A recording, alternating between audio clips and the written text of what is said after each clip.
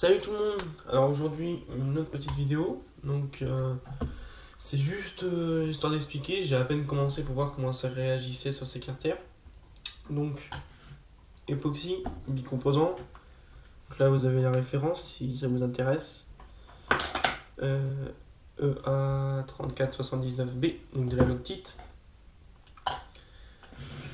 Alors sur les carters. Donc bien sûr, on va se rapprocher. Tac. J'ai déjà commencé, elle a déjà été posée, elle est déjà sec. Donc d'abord, tout commencement, on commence par les trous qui est ici dans les carters de motobécane d'origine. Donc ça doit être pour une facilité pour la fixation de l'allumage.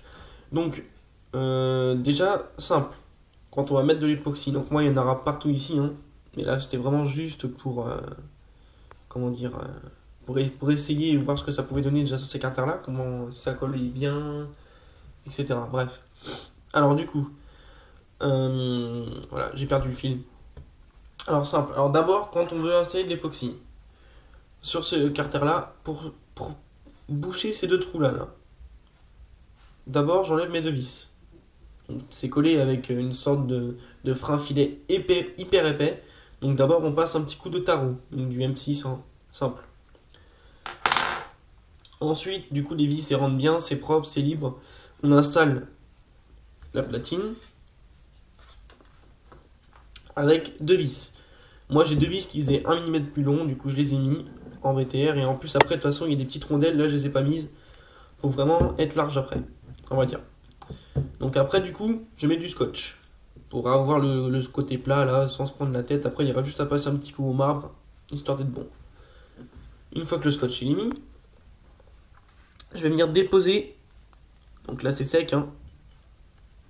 C'est vraiment comme du béton. Je vais venir déposer l'époxy. Après, je fais simple.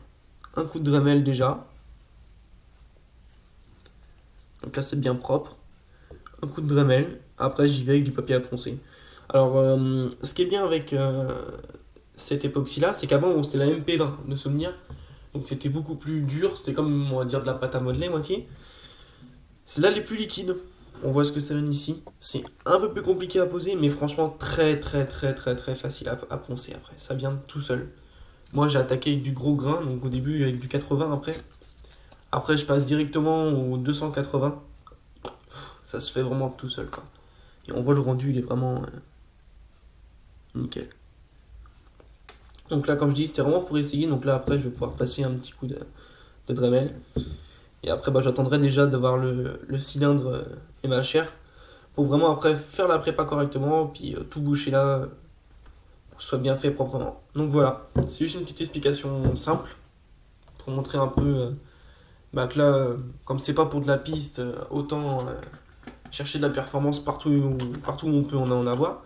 Donc bien sûr, les diagrammes du cylindre seront modifiés, tout ça. Moi je suis plus partisan des carters d'origine avant de monter un cylindre simplement sans le modifier sur une paire de carters Polini qui sont de très mauvaise qualité en plus ou autre. D'abord apprendre à modifier les diagrammes, avoir quelque chose de cohérent et obtenir un maximum de performance avec ces carters là qui sont très bien pour un MBK51 d'origine. Et après pourquoi pas essayer de se procurer une vieille paire de carters Giraudot. Prier pour trouver une paire de carters mal aussi mais quasiment introuvable, mais bon voilà, histoire déjà d'avoir quelque chose de correct avec des carters d'origine quoi. Allez, voilà, salut. J'allais oublier, bien sûr je le redirai dans d'autres vidéos, s'il y en a qui sont chauds qui veulent installer de l'époxy, donc d'abord on gratte la partie où on va mettre de l'époxy. Donc quand je dis gratter, c'est vraiment pas avoir peur. Tu peux prendre un tournevis, faire des grosses traces à l'intérieur, là où je vais poser mon époxy, mais vraiment, faut vraiment y aller, hein, faut vraiment pas avoir peur. Donc vraiment gratter, limite faire des petits trous de 1 000, mais pas plus, parce qu'après il y aura des bulles d'air en dessous, ça sert à rien, ça va pas tenir. Donc faire des petits trous, à plein de petits trous si on veut, avec un forêt de, je sais pas, 2000. Moi personnellement je le fais pas, je sais très bien que ça tient comme ça. Donc vraiment bien gratter avant, pour que ce soit correct.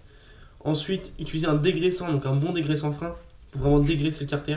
Et après, on peut appliquer son époxy. Donc quand on applique l'époxy, une petite technique, c'est qu'avec avec ça qui est fourni avec, moi je tapote bien partout pour vraiment le faire retourner et enlever toutes les bulles d'air qu'il y a à l'intérieur. Vous voyez des petites bulles d'air comme ça, je sais pas si on arrive à le voir là. Petite bulle d'air, moi là c'était au-dessus, on s'en fout. Mais vraiment tapoter partout pour vraiment faire sauter les bulles d'air. Voilà, j'avais oublié. Et après, avant de toucher, on laisse minimum 24 heures de séchage. Sinon, après c'est sec au-dessus, on a l'impression que c'est bien dur, mais à l'intérieur c'est encore mou quand on attaque. Et voilà, j'avais oublié. Allez.